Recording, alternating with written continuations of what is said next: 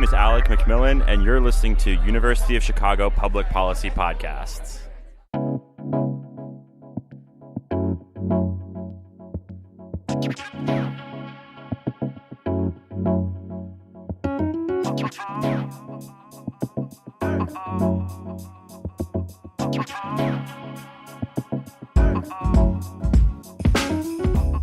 Hey listeners, this is UC3P, the main podcast page for the University of Chicago Public Policy Podcasts. In case you're a new listener tuning in for the first time, we're a student-run podcast organization based out of the University of Chicago. Our aim is to promote the public discourse through the lens of public policy. If you want to know more about us, check out our website, uc3p.org, and listen to the end of the episode, where I'll highlight some of our other work. And yeah, make sure you subscribe too. For now, let me share a little bit about what you're going to hear. This is one of our main page miniseries, Popcorn Policy. Led by producer Stormy Kim, Popcorn Policy discusses movies and their public policy ramifications. In today's episode, they'll be exploring the 2018 hit, Sorry to Bother You. It's a political satire, and you'll get to hear host Anna-Elise Smith interview Stormy Kim and Harris PhD candidate David McMillon on social inequality and conscious consumerism. Trust me, no more spoilers. UC3P presents Popcorn Policy.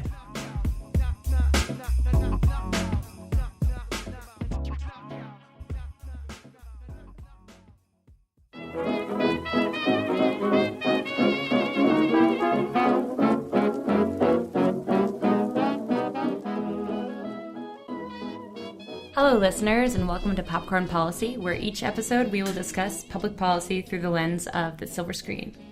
That's right, movies. I'm your host, Anna-Elise Smith, and today we have panelists David McMillon and Stormy Kim from the Harris School of Public Policy. Welcome. Yeah, thanks for having me. My name is David McMillon. I'm a PhD student here at the Harris School of Public Policy with Steve Derloff and Steve Rautenbush. I'm primarily interested in the school-to-prison pipeline. Hi, I'm Stormy Kim. I'm originally from South Korea. I'm a second-year MPP student at Harris School of Public Policy, and I'm interested in international development. Awesome. Thanks for coming, guys. Today we'll be discussing Sorry to Bother You, which is a great movie about a young black man named Cassius Green living in a surreal version of Oakland, California. He desperately needs a job, so he gets himself hired as a telemarketer at the company Regal View, where he rapidly rises through the ranks by using his so-called white voice to persuade people to buy their products. As he makes his way up the ladder, he's confronted with the corporation's unethical practices and genetic engineering conspiracies. Cassius struggles with what he thinks is necessary to ensure his own success and his wider duty to society, especially his underpaid coworkers at Regal View and his girlfriend, Detroit, an activist and artist. This episode will tackle the themes of the American dream, profit-seeking corporate mentality, and possible forms of civil resistance in a discussion with our panelists, David and Stormy. One of the major themes of the movie is the idea of success and the possibility of attaining it. The notion that if you work hard and get in with the right people, you can achieve the American dream of money and social status. Cassius aspires to this for a good part of the movie, but as it goes on, is increasingly confronted with the barriers that make this impossible for many people. These include pervasive urban poverty and ingrained class divisions, as well as racial prejudice. The major theme in this movie is the idea of attaining the American dream through hard work and getting in with the right people. Cassius aspires to this for a good part of the movie, but as it goes on, he is increasingly confronted with the barriers that make this dream impossible for many people. These barriers include pervasive urban poverty, ingrained class divisions, as well as racial prejudice. I grew up believing in the American dream and was told that poor people didn't work hard enough and that to succeed, you just needed to always do your best. But through growing up, it became clear that this simplistic model of bootstraps individualism is not reality. For example, everyone has a different starting point when it comes to college. As I saw, some of my friends were getting tutors paid for standardized tests, while others had never even been introduced to the possibility of going to college by their parents at all. So my question for you panelists, can you truly bootstrap yourself up just by working hard? And if not, why do we still keep this myth alive? Who does it benefit? So let me respond to that. First of all, I think it's pretty common for us to refer to the American dream as a myth. I think a better term is that it's a red herring. And so, strictly speaking, I think the American dream is correct, again, strictly speaking, that it's possible, to achieve some kind of social mobility. I'm an optimist, and so I believe that there's some value to focusing on possibilities at times, under certain conditions. But it's a red herring because it's often a moot point in debates that people have about, the extent to which personal responsibility versus things like systemic racism, systemic sexism, and so on affect people's, likelihood of moving up the social ladder. And so, it's sort of like, if something is possible, then, the probability is greater than zero, but, the probability could be very close to zero at the same time. Raj Chetty, recently released a series of papers basically arguing that social mobility is very sticky. It's very sticky, particularly for certain groups, but pretty much across the board. If you grew up relatively poor in certain kinds of neighborhoods, then your likelihood of moving up tends to be very low. And it's skewed on the basis of things that are outside of your control. I think that's really a key thing to focus on. When we talk about personal responsibility, to what extent are you responsible for things that causally affect the constraints that you face when making choices, right? And so I'm not responsible for the fact that I was born in Saginaw, Michigan, during a time of really high crime rates. And I'm not responsible for the parents I had. And so, I just think we have to be really careful when we use the American dream to sort of justify the kinds of disparities that we see. Mm-hmm. Yeah, my answer was a no as well, because I think the American dream basically implies that it's your individual efforts that really bring you, up the social class, and that's like what makes social mobility possible. And up till 10 years ago, many companies basically had these hiring practices where low-skilled beginner workers, if they were good at the job, could basically be promoted all the way to managerial positions. And it was a case where if you started as a UPS truck driver, for example, a few years later, you got promoted all the way to a manager position who basically oversees the operations and manages the other drivers. But today, just like how the telemarketers were in the movie, you being an amazing Uber driver or a good barista at Starbucks doesn't really mean that you'll work at the headquarters someday. You're just going to be stuck in that position. You'll be an amazing telemarketer. You'll be a really great driver, but that's basically going to be it. So I think the skill compositions are very different, and you basically go to managing school to become a manager. And I feel like upward social mobility these days is basically almost impossible to attain.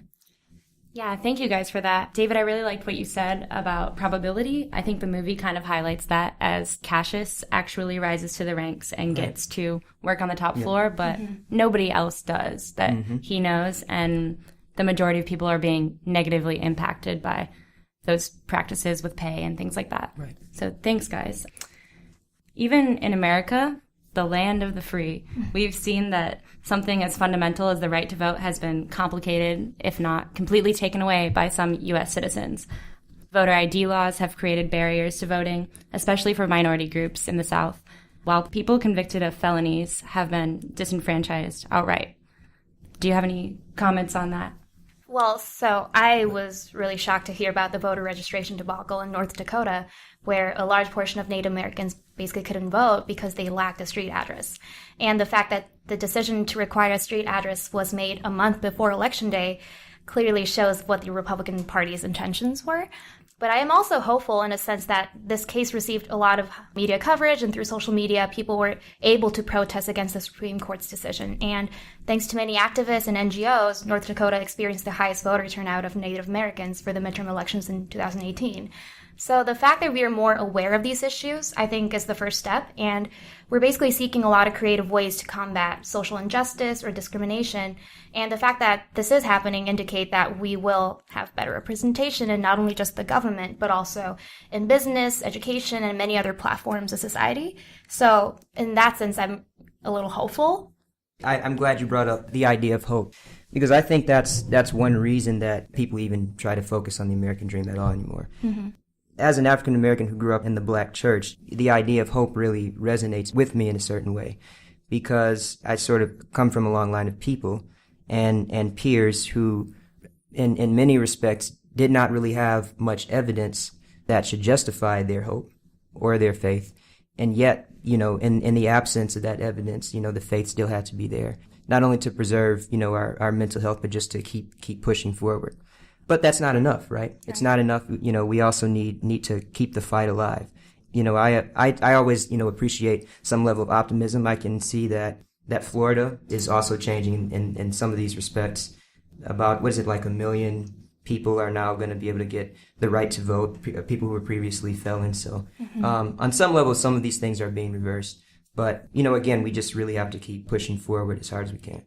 I just had a quick question, because besides like voter registration, could you think of other examples that you personally experienced that, or you could just think of that sort of remind you of like certain barriers? Oh, of course. Yeah. I guess I didn't know I could talk about this for hours, really. So it's one thing to think of specific barriers specific examples, that policy issues, situations where we see outright discrimination in the workplace. As a black male, I had mostly teachers who were white women. Not that that's inherently a bad thing, but my behaviors were more likely to be interpreted in certain ways, compared to other people. And so, there's a lot of these particular, examples you can point to, but I think rather than point to specific examples, I think of systemic racism as sort of an amalgamation of all of these things, combined with the transatlantic slave trade, and how that lasted really for about 5/6 of America's history. And so we sort of look back just 50 years since the Civil Rights Movement, we think, well, what's taking black people so long to achieve social mobility? When for most of America's history, you had that either the slave trade or Jim Crow and so on.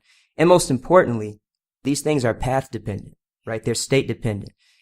If you look across generations, what happened to one generation could forever transform the likelihood of future generations to achieve mobility. So in many ways, these things are not even quite reversible, right? And it would take something really transformative and radical to intervene in an effective way.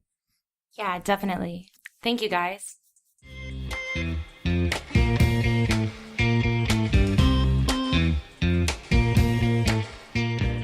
Hi, this is Jason Zukas, the host of Have You Heard? The UC3P News Quiz, a podcast where we quiz University of Chicago students on recent entertaining news stories. You can find us on any podcast platform by searching for Have You Heard UC3P, and can find out more about our upcoming live shows at facebook.com/HYH News Quiz. Thanks for listening. Now we're going to move on to another theme of the movie, which is corporations' profit over people mentality, as well as minimum wage. The company in Sorry to Bother You, Worry Free, has a goal of bringing no-cost workers in who are essentially slaves by providing them with food and shelter through a lifetime work contract. The CEO, Steve Lift, preaches that his company is saving people from poverty as well as saving the economy, while it's clearly slave labor. Cassius's uncle is attempted to join Worry Free so that he doesn't have to worry about money anymore. He is at risk of losing his home and sees Worry Free as a permanent solution to his ongoing financial stress. So we think a parallel can be drawn here between Worry Free and Amazon. Jeff Bezos, the richest man in the world, is caricatured by Steve Lift.